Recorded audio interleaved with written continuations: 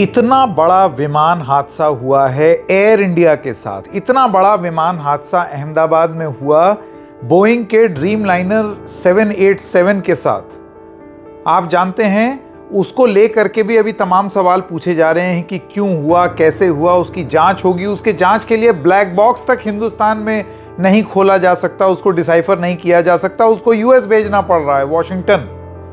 और इसी सब के बीच में अगर एयर इंडिया के एक विमान से ऐसी खबर आए कि जुगाड़ पर आमादा है एयर इंडिया, जुगाड़ यानी कि एक ऐसी खबर आना कि प्लेन उड़ा, घंटे भर में दरवाजा थरथराने लगा, लोग डर गए कि ये क्या हो रहा है। लोगों को लगा कहीं ये दरवाजा उखड़ के निकल ना जाए, और उतनी हाइट पर अगर दरवाजा निकल जाए तो लोग उड़ते हुए बाहर चले जाएंगे। इस तरीके से प्रेशर काम करता है। तो आप जानते हैं उसका जुगाड़ क्या ढूंढा एयर इंडिया ने? ये नहीं कि आसपास कहीं फ्लाइट की इमरजेंसी लैंडिंग कराई जाए, जुगाड़ ढूंढा गया नैपकिन में। जी हां, वो नैपकिन जिससे आप ऐसे ऐसे करके मुंह पोंछते हैं, खाना खाने के बाद अपनी झूठन मुंह से हटाते हैं। वो नैपकिन कोंच दी दरवाजे के अंदर कि दरवाजा फड़फड़ाना बंद करे। क्या इस तरीके से पैसेंजर सेफ्टी को एयर इंडिया निपटेगी? क्या ये तरीका होगा?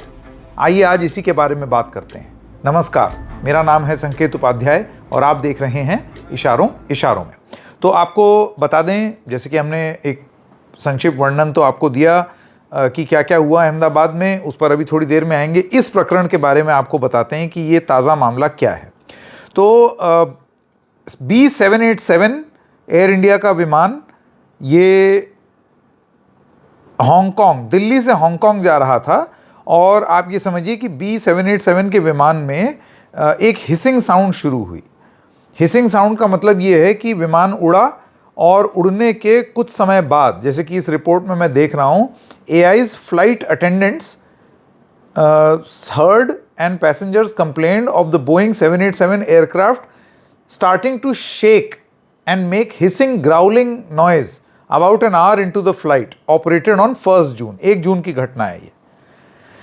1 जून की इस घटना में ये विमान उड़ रहा है। उड़ने के 1 घंटे बाद, एक हाइट पर पहुंचने के बाद दरवाज़ा गड़गड़ गड़गड़ गड़गड़ और मतलब साए साए करके उसमें से हवा निकल रही है, जो कोने नहीं होते हैं उसमें, उस तरीके की आवाज़, और ऐसे ऐसे कांपना शुरू कर दिया।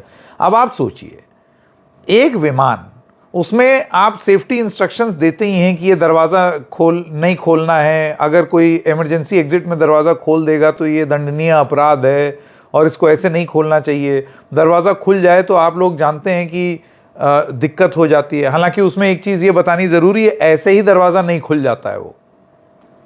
अगर कोई एक ऐसी स्थिति आएगी कि दरवाज़ा इमरजेंसी का खोलना ज़रूरी है तो पायलट इंस्ट्रक्शन देगा, तब आप उस दरवाजे को सक्रियता से खोल सकते हैं। तो यूं तो दरवाज़ा नहीं खुलता है।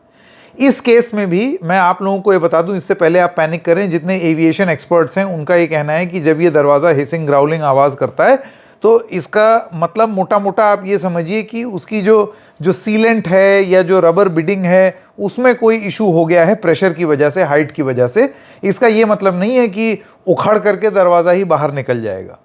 लेकिन, और ये बहुत बड़ा लेकिन है, आप चांस नहीं ले सकते। आप ये कह रहे हैं कि ऐसा नहीं होगा लेकिन हो जाए तो, और इसका प्रमाण ये है कि और मैं आपके सामने ये रखना चाहता हूं, 2 ऐसे उदाहरण हैं विदेश के, जब बिल्कुल यही हुआ कि दरवाज़ा खड़खड़ाने लगा। तो वहां पर क्या किया गया, 2019 में जापान एयरलाइंस थी और 2022 में जर्मन कैरियर TUA एयरलाइंस और अमेरिकन एयरलाइंस थी। 3 प्रकरण थे। At least 3 instances have been recorded by airlines, first in 2019 by Japan Airlines and German carrier TUI Airlines and American Airlines in 2022। इन तीनों केसेस में दरवाज़ा खड़खड़ होते ही पायलट ने प्लेन को डाइवर्ट कर दिया back to the origin because of noisy doors, यानी कि फ्लाइट पूरी नहीं की, घुमा करके वापस ले करके गए और लैंड कर दिया। या फिर प्रयास हुए कि आसपास कोई इमरजेंसी लैंडिंग हो जाए तो वो कर दिया जाए। इस तरीके की चीज़ें करती हैं। हमारे यहाँ क्या हुआ? हमारे यहाँ ढूंढी गई नैपकिन। पैसेंजर से कहा कि आप ज़रा अपनी नैपकिन देंगे, या फिर अपने उसमें से डिपार्टमेंट में से जहाँ पर वो सब स्टोर होता है वहाँ से नैपकिन ला के और उस खड़खड़ाते हुए दरवाजे में कोंच दी गई नैपकिन। आप और हम घर में जिस तरीके का जुगाड़ करते हैं, कभी कभार जैसे बहुत तेज़ बारिश हो गई, हवा बहुत साए साए चल रही है, बाहर धूल उड़ रही है, तो धूल से ताकि वो अंदर घर में ना आ जाए तो हम लोग पुराना कपड़ा या पोछा ऐसे दरवाजे के नीचे लगा देते हैं। मिडिल क्लास घरों की तो यही दास्तान है भाई। लेकिन ये तो एरोप्लेन है भाई, ये कोई मिडिल क्लास भारत का घर थोड़ी है, इसमें कागज थोड़ी कोंच दोगे। समस्या का समाधान जुगाड़ की तरह अगर ढूंढा जाएगा तो ये गलत है। आप बाद में समझाते रहिए अपनी इंजीनियरिंग कि नहीं ये इतना नहीं है, वो बिडिंग हो सकता है, कुछ हुआ होगा और ये वो, और फिर आप कहते हैं कि नहीं भाई हमने पूरी तरीके से इसको चेक किया था, अच्छे से हमने चेक किया था ये विमान उड़ाने से पहले। कैसे चेक कर लिया? अगर कोई चीज उखड़ रही है और दरवाजा हिल रहा है, इसका मतलब उसकी चेकिंग नहीं हुई है। और यहीं पर हम एक मूल प्रश्न पर वापस आते हैं।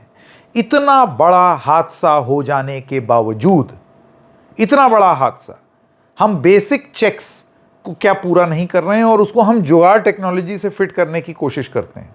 जमीन पर तो समझ में आता है, लेकिन 30-35 हजार फुट ऊपर आप जुगाड़ टेक्नोलॉजी से अगर एयर इंडिया को चलाएंगे, फिर तो आप उसके बाद फिर लोगों को ब्लेम नहीं कर सकते अगर लोग आप पर शक करने लगें। ये जब नैपकिन की तस्वीर दुनिया भर में जाएगी तो इससे एयर इंडिया की क्या छवि प्रस्तुत होगी? और छवि छोड़ दीजिए, लोगों को आप क्या बताएंगे कि वो आपकी जान और माल की हिफाजत नैपकिन से की जा रही है, कागज से की जा रही है, जुगाड़ से की जा रही है, कि कुछ कुछ ठूंस देंगे आप पूरी तरीके से महफूज हैं। आपके और एक हादसे के बीच में हमारी मजबूत नैपकिन खड़ी रहेगी, ये बोलेंगे। ये होगा एयर इंडिया का जवाब। मुझे ऐसे लगता है कि डीजीसीए जिसने एक आदेश दे दिया जिसमें यह कहा गया कि भाई आप अपने सारे ये जो ड्रीम लाइनर्स हैं इनको अच्छे से देखें, इनको परखें, इसमें कोई भी ऐसी गलत गतिविधि ना होने पाए, कुछ गलत ना हो, डबल चेक करें। उस सब के बावजूद एयर इंडिया के इस विमान में इस तरीके की छोटी छोटी चीज़ें आते रहना सीधी तरीके से एक डिमांड को रेज करता है, और वो है एयर इंडिया के विमान की स्ट्रक्चरल ऑडिट। स्ट्रक्चरल से मेरा मतलब बिल्डिंग या जो स्ट्रक्चरल इंजीनियर्स हैं उस पॉइंट ऑफ व्यू से नहीं कह रहा हूँ, पूरा मूलभूत नीचे से लेकर के पहिए के स्क्रू से लेकर के इंजन तक, दरवाजे की बिडिंग से लेकर के सब तक, सीट तक, सारी चीज़ों की क्या थरो जांच नहीं हो जानी चाहिए? क्योंकि आज दरवाज़ा है, कल कुर्सी होगी, परसों इंजन होगा, फिर फ्लैप होंगे, फिर टेल होगी।